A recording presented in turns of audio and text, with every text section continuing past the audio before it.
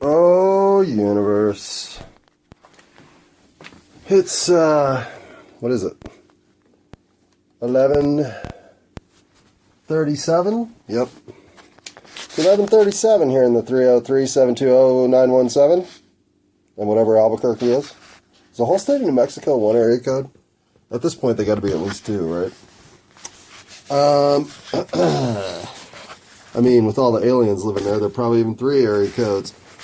Kabam! That's some rare New Mexico alien humor. Wait, that's really the only New Mexico humor out there, because everything else is like about that Jeffrey Epstein governor of theirs. But, alright, let's get off this subject. And onto more interesting diatribe. Alright, first of all, putting the phone where it can't get fucked with. Well, I mean, that's an overstatement. Pause. And then I thought, no, I wasn't thinking. Alright, if I wasn't thinking, what was I doing? Well, I was believing. Hello? Believe, I believe, I believe. That's why I don't have to think. I have to think about where the pause button is, though. Okay, so let's set the scene, since we've got Kitty Cat on the right, who has, I hope, gotten over her 11 o'clock freak out. She seems to have calmed down at this point. Spent a lot of time up on that closet shelf, huh? Looking at the ghosts. Did you catch any? Did you hunt them? Are you a ghost hunter or are you a ghost catcher? Oh, yeah. See you, Kitty. So we no longer have Kitty, which just leaves me and the Phoebester. Right, Phoebe? Right. Alright, so it's me and Phoebe, and anybody listening to this should be leaving the premises immediately. But I know some of you aren't smart enough to do that, so I will try to provide something of value next. But first, I have to pause for these messages. Hi, folks. This is Dave Daverson with a public service announcement about drugs from our staff here at It's All My Fault. If you're a huge fan of drugs like we are here, I mean a huge fan, well then you should know that if your dreams are getting fucked with, it might be time to get off the drugs. And if your dreams continue to persist and give you all kinds of insight and revelation about the wisdom of life while you're taking drugs, well then you're unusual. This has been a public service announcement from Dave. Back to you, Dave. Okay, and now a word from our sponsor. All right. All right. This week's sponsor is isopropyl alcohol, 91%. Are you aware of how fucking awesome this stuff is? If not, well, go find out. And back to the show. Okay. So, Dave called out again. In fact, if he hadn't done that public service announcement, I don't even know if I think Dave exists, but there will be no Dave tonight, just John and Phoebe and maybe the cat. And so, with that consistently bringing it home lineup, you can expect us to, well, for one, swear a bit. Have I already sworn? I think I have. I probably said 3 swear words at this point. How much recording time are we in here? We're 3:50 in. I would guess I'm at 5 swear words at this point. But I could easily be at 45 because I don't have any qualms about using language as I want to use it. I don't think of bad words as bad words. Now, what are the 2 words I won't use? Well, there are many words I won't use. But there are 2 words that I will tell people not to use in front of me. And one starts with C, the other starts with N. Why? Because to me, those are the 2 words self-selected by both communities that are the most offensive terms ever brought upon them as terms of degradation. Now, one of those communities has embraced the term and revived it in a cross-cultural slap to the face of a history of oppression. Bravo. The other just says, don't use that word in front of me, ever. Bravo. So, in respect to both of those, you'll never hear those words leave my mouth. And if I hear them in conversation, polite or otherwise, I immediately interject to say, I got a lot of latitude in terms of language I will accept, but that's one word, or God forbid you double dipped and used both in one sentence, that I just am not up for hearing ever again. People respond pretty well to that, especially when it comes to the N-word. But, whatever. So, what am I on talking about? Shit, not that. You know who you don't want to fuck with? The Incas. Oh my God. Seriously. They ran up and down mountains just because they had to deliver a message. They would move goods and information 250 miles a day. Think about that. And this isn't on horseback, or llama back, or alpaca back. No, this is human beings running. So much is this what was built into their cultural and geographical reality that Kitty, oh, that's not Kitty. What the fuck was that? What is that? Oh. That their physical body started to change. They grew more expansive lung capacity, as well as thicker and shorter legs that gave them more endurance for vertical climb running. Basically, they were running stairs at the tune of fucking 11 miles an hour. Do you know how fast 11 miles an hour is? It's fucking fast. Go run 11 miles an hour. Just try to get to that speed. It's fast. So, if I were in a death match mano a mano against another person of historical generality, I do not want to pick an Incan at all. I don't even know if I want to pick one today. I mean, I don't want to pick anybody to be in that match. But the Incans were tough. So what happened to them? Well, here's the thing. I'm not going to talk about the unsolved mysteries represented up and down the American continents, which I think there are aplenty. More than Egypt, more than Southeast Asia. Well, maybe not more than there. Certainly not more than, well, no, probably more than the Middle East.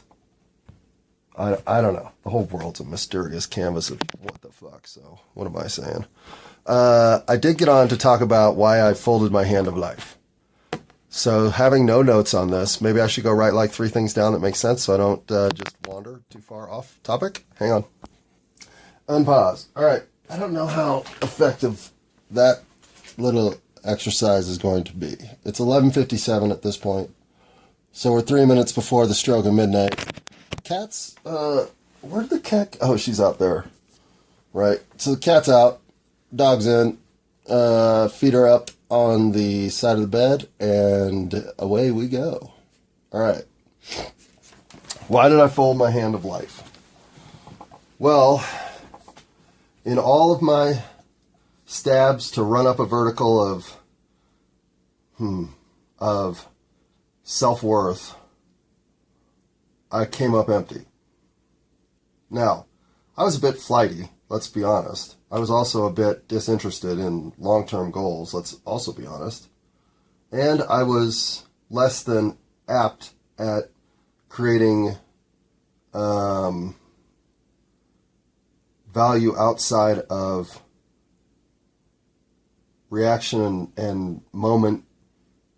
I'm much better at snappy conversation than I am at research projects. I don't know what that implies, but it meant that by the time I got to college and the type of work necessary to achieve, especially at the thesis and beyond level, well, I don't know if I had the commitment to that kind of work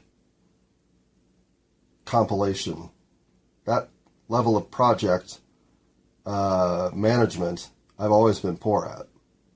And while I aced the LSAT, literally aced it, got 100% without ever studying for it. It's the only reason I got into law school. I mean, I could argue that I had shown an academic road of recovery, given that my senior year GPA climbed all the way to a 2.99. After my freshman year GPA started at a 1.07. Oh, yeah. Didn't even make it to a 3.0. Which is hilarious because my last year's grade in philosophy went from an A- to a B+ based on attendance for a day I took off to go do mushrooms with him. Well, let's just say I'm not as upset as you might think. Anyway, the point is, well, there is a perfect example. On a day when, and had I known this would have been the difference between a 2.99 and a 3.0, I certainly would have attended the class. I wasn't aware that breaking line was even in play. But in retrospect, that's the kind of thing that you should have known. Like, I should have had my GPA dialed in at that point to see if I couldn't have gotten it to a 3.0. I honestly think that would have cleared the bar for a couple of law schools that I was interested in but was rejected from. I think simply based on my GPA being sub 3.0. So it could have been a huge line of demarcation that affected the rest of my life, for all I know. But let's assume it wasn't. And I assume it wasn't because my choice in the moment was always to do that which seemed the most intensely life-oriented, period. There is no tomorrow. Guaranteed. I mean, obviously tomorrow is kind of guaranteed, but there's no guarantee that I'll be in it. And so, if Julia from Germany is going to offer to do mushrooms with me, the last week she's going to be in the country, oh, of course I'm going to do them. So, I was never that interested in my long-term outlook. I think because I knew my long-term outlook always ended in one specific place, right here. Alone and waiting for the event. So why not run out and go extreme with my life experiences as much as possible now, between now and then? Then and now. Now and later? No, never liked them. Okay, but there are a lot of other reasons here. The most alarming part of not being able to find myself until recently was how much I thought I was a coward because of it. And I was. I mean, this is fair. And that led me to really self-immolate as a failure of various degrees, from casual loser to full-blown psychopath, sociopath, whatever. I actually had a freshman, I guess sophomore, well, both, freshman to sophomore year girlfriend. We dated for a couple, what was that? It was a while. Was she the first in the 20-month club? Maybe. Anyway, boy, that would make her my first girlfriend, really, to break it. Oh my God, I haven't put that all together. Hang on, I'm just going to write a note here.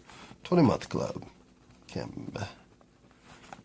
All right, anyhow, I was called a sociopath by an ex-girlfriend early, which I have to admit she had some argument, some footing on which she was standing. But I wasn't a compulsive liar yet. I was a casual and convenient liar. But compulsive liar hit probably somewhere in my late 20s. That I really realized I was having trouble sometimes even telling the truth. And then compulsive behavior started emerging all over the place. I was a compulsive cheater. I was always a compulsive cheater, but I was a compulsive everything. I was a compulsive gambler. I was a compulsive drug addict. I was a compulsive sex addict. You name it. If you could get compulsive over it, eating, sort of. definitely, yeah. I mean, at times, compulsive with golf, compulsive with tennis, compulsive with knowledge, compulsive with authors, compulsive, compulsive, compulsive. And that, plus the lying, plus the slippery agreement with doing things in my own interest versus giving a shit if it was going to hurt other people, started making me think I was villainous. And this is only 5 to less than that of my behavior, 5%, probably closer to 2% if I really figure it all out. Because otherwise, I was a very good employee, I was a very good neighbor, I was a very good fucking citizen. I had every advantage. So of course, walking through the hoops that were just laid there for me to cross through, well, I tried all that too. But as that wasn't working, more of my compulsive self started to emerge. More of my disregarding self started to emerge. More of my, am I a supervillain? Or just a supervillain's henchman? Or just the guy who wipes the ass of the henchmen of the supervillains? Somehow am I involved in that camp? And then, I hate to say it, but Sandy Hook collapsed. For me, that showed me I was nowhere near the level of villain I thought I was. I literally thought I might be some of the worst among us. Well, nope. Okay, and I swore I wouldn't talk about this subject. Of course, I can't not talk about what changed me here, and that changed me. But then when you get into some of the bullshit with NASA, and then, honestly, Pizzagate comes along, and that had fucking meat on the bone, and all of a sudden, either you're being manipulated at such a high level that you have to withdraw into a cocoon of protection from the bombardment of misinformation and disorientation that's coming your way. And bam! Mandela effect happened. And that wasn't the final straw that broke my little Phoebe's Macy's Day balloon swelled back. Nope. Because that made me wonder all sorts of shit. But I couldn't answer anything from it. If anything, it ceased my illusion of thinking I was this close to figuring out what I needed to know to move forward and find confidence in this reality that I could assimilate and maintain purpose simultaneously. I thought,